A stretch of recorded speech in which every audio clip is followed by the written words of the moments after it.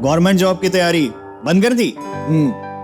जब कुंडली में सरकारी नौकरी का योग ही नहीं है तो टाइम वेस्ट क्या करना। और प्लान भी, अपने स्टार्टअप का आइडिया वो भी ड्रॉप कर दिया। नहीं, कौन सा बिजनेस शुरू करना है ये मैंने अपने सबसे समझदार गाइड से जाना है। एआई एस्ट्रोलॉजर है ना, ये सब जानता है, पूछ के देख लो। की जुबान से क्या ये उपलब्धि है या फिर ये राम लहर है जो इस वक्त आपके सामने नजर आ रही है, लेकिन 24 में क्या होगा अभी नहीं कह सकते। देखिए सुचारिता, कुछ लोग कहते हैं और हम करके दिखाते हैं। हमने जो कहा है, वो जो किया है, वो दिखाई पड़ रहा है और इसीलिए आज जनता हमारी प्रवक्ता बन गई है। इसलिए जनता आज हमारी बात कह रही है। ये कह रहे थे कि हमने ताला खुलवाया है, हमने ताला खुलवाया। सच ये है कि ताला इन्होंने लगवाया था, ताला खुलवाया नहीं, ताला लगवाया इन्होंने था। और मैं एक बात और कहूं, सुचारिता जी, आपने कहा ना कि मोदी है तो मुमकिन है, ये आज कांग्रेस के लोग क्यों कह रहे हैं। सच ये है, ये सारे लोग बताएं, क्या पहले रघुनाथ मंदिर में बम नहीं फटता था? क्या अक्षरधाम मंदिर में बम नहीं फटता था? क्या इसी अयोध्या धाम में बम फोड़ने की कोशिश नहीं की गई थी? एक समय था यहां बम, वहां बम, वहां बम, और आज चारों तरफ हर हर बम बम, हर हर बम बम। ये परिवर्तन हुआ, ये परिवर्तन हुआ। आ रही हूँ। मुझे लगता है आप लोग हाथ खड़ा करिए, मैं जरूर आऊंगी आपके पास। मुझे पता है बहुत इच्छुक है। कुछ घंटे बचे हैं प्राण प्रतिष्ठा में, बस कुछ घंटे। देखिए, उन्होंने बोला कि कांग्रेस के समय मंदिर खुला था, ये उनकी गलती है, उन्हें पता नहीं है। हमारे राम भक्तों में इतनी शक्ति थी कि कांग्रेस उनका कुछ नहीं बिगाड़ सकती थी। और कांग्रेस और जो भी पार्टी है, उनको इस समय एकजुट होकर खड़े होना चाहिए, देश की एकता बनाना चाहिए। बल्कि उनका काम है, बोल बच्चन भारी है और एक चाहे दो खारी है। कांग्रेस पार्टी कुछ करती नहीं, झूठे वादे करती है। ठीक। हाँ, बोलिए। मैं यहीं के अयोध्या के नहीं, मैं जयपुर राजस्थान से आया हूँ। मैं ये कहना चाहूंगा कि कांग्रेस ने ताले खुलवाए नहीं, ताले खुलवाए राम मंदिर के लिए नहीं थे। नरसिम्हा राव जी ने कहा था कि हम यहाँ मस्जिद खड़ी करेंगे दोबारा, फिर उसके बाद उन्होंने तारीख पे तारीख आने नहीं दी, सुनवाई होने नहीं दी। ये मोदी सरकार आई, उसी के बाद ही सुनवाई हुई है, तभी जाकर ये केस सॉल्व हुआ है। अच्छा, मुझे लगता है अवधेश जी, एक सवाल जरूर आपसे पूछूंगी। जो युवा पीढ़ी है, बहुत से लोग हैं जो शायद उस आंदोलन के बारे में ना जानते हो, आपको लगता है पुनः अब जान गए हैं राम मंदिर में जो प्राण प्रतिष्ठा होने वाली है? क्योंकि बहुत से ऐसे छोटे बच्चे यहाँ आते हैं 10-12 साल की उम्र के, जिनको भी पता है आंदोलन के बारे में, वो भी बताते हैं। देखिए, ये केवल राम मंदिर के बारे में नहीं जाने हैं, राम मंदिर आंदोलन से भारत का क्या रिश्ता है, संपूर्ण भारत को समझे हैं, भारत की संस्कृति को, इतिहास को। इस देश में एक नए तरीके का पुनर्जागरण है। अब जिस प्रकार से यहाँ लोग खड़े हैं, यही भारत की कल्पना थी कि भारत के लोग इसी प्रकार अपने धर्म के लिए, राष्ट्र के लिए, अध्यात्म के लिए स्वयं जनता खड़ी होगी और वो भारत बदलेगा। तो एक अलग माहौल बना है। लेकिन देखिए, यहाँ 3 सवाल है जिनके उत्तर बहुत आवश्यक है देना। क्या राजीव गांधी जी ने ताला खुलवाया था? अगर मैं कांग्रेस का विरोधी नहीं हूं, लेकिन कांग्रेस को ताला खुलवाने की जरूरत क्या थी?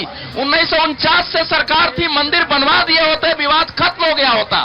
कोर्ट के आदेश से ताला खुला था, उसके बाद शिलान्यास हो गया, लेकिन काम कांग्रेस के शासनकाल में आगे नहीं बढ़ा था। जो दूसरी बात आ रही है, क्या मोदी जी के कारण मंदिर बना है? देखिए, ये सत्य है कि अगर केंद्र में नरेंद्र मोदी की सरकार नहीं होती, उत्तर प्रदेश में योगी आदित्यनाथ की सरकार नहीं होती, तो समयबद्ध तरीके से कि इतने दिन में मंदिर बनाना है, दिसंबर 2023 से 2024 के जनवरी तक प्राण प्रतिष्ठा करना है, और रात भर जाग के कौन काम कराता? यहाँ तक कि अगर प्रदेश में दूसरी पार्टी की सरकार होती, तब भी असहयोग होता और मंदिर नहीं बनता। प्यारेलाल जी वो कह रहे हैं कि रात को जाग कर मंदिर का निर्माण करवाना, एक रिकॉर्ड समय में मंदिर को बनवा देना, ये अपने आप में उपलब्धि है, कोई और सरकार ये नहीं कराती। ये तो मेरा कहना ये है कि बीजेपी जो पार्टी है, वो इस राम जो आस्था के प्रतीक है, इनको हाईजैक करने की कोशिश कर रही है। राम प्रत्येक भारतवासियों के हृदय में पहले भी थे, आज भी हैं, आगे भी रहेंगे, इसमें कोई दो राह नहीं है। तो हाईजैक करने की ठीक है, आपका माइक चेंज करवा रही हूँ मैं। एक बार पवन सिन्हा जी आ गए हमारे साथ, जरा तालियों से स्वागत कर दीजिए पवन सिन्हा जी। बड़ा अच्छा लगा सर, आप यहाँ आए हैं अयोध्या में और पावन नगरी पर आज प्रभु श्री राम की बात आपसे होगी।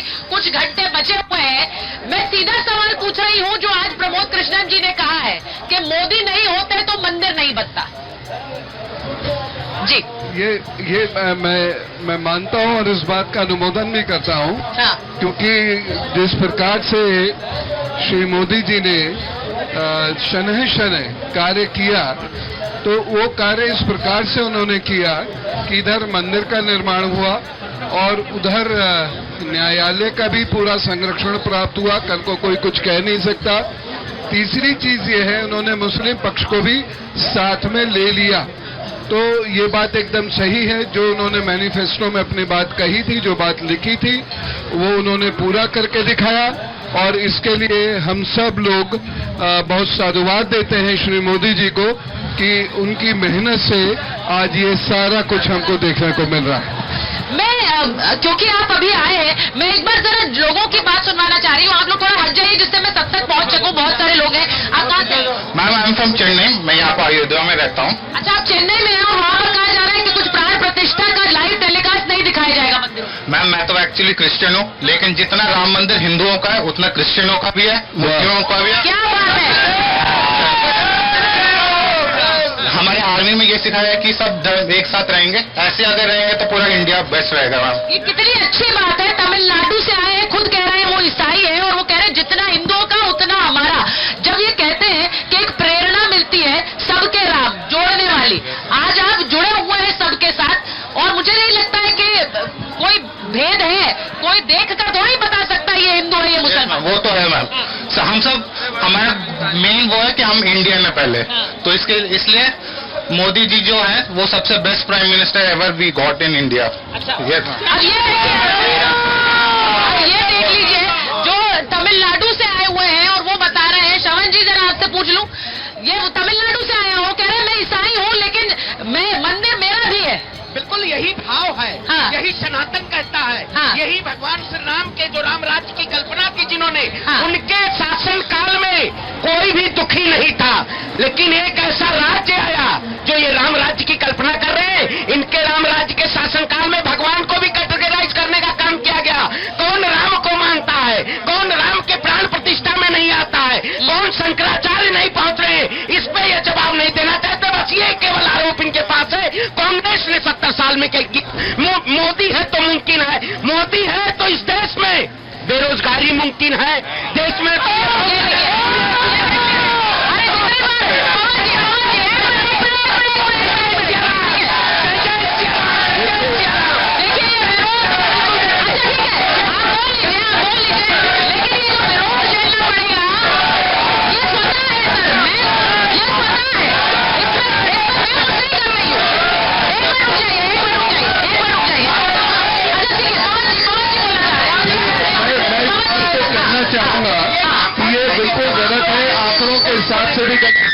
बेरोजगारी अभी बढ़ी है। अगर हम जब से देश आजाद हुआ है तब से आंकड़े उठाकर देखेंगे तो बेरोजगारी यथावत है, बेरोजगारी बढ़ी नहीं है।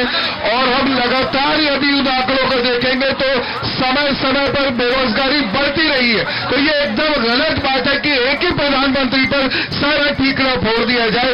इससे पूर्व भी तो बेरोजगारी थी, इससे पूर्व भी तो लोग मिलों से बाहर निकाले जाते थे, इससे पूर्व भी तो लोगों के पास नौकरियां नहीं थी। नौकरियां बंद करने की शुरुआत किसने करी, ये भी हमें देखना पड़ेगा। चाहे वो यूनिवर्सिटी हो या बाकी चीजें हो, तो हमें ये देखना पड़ेगा कि एक व्यक्ति पर ठीकरा नहीं फोड़ सकते।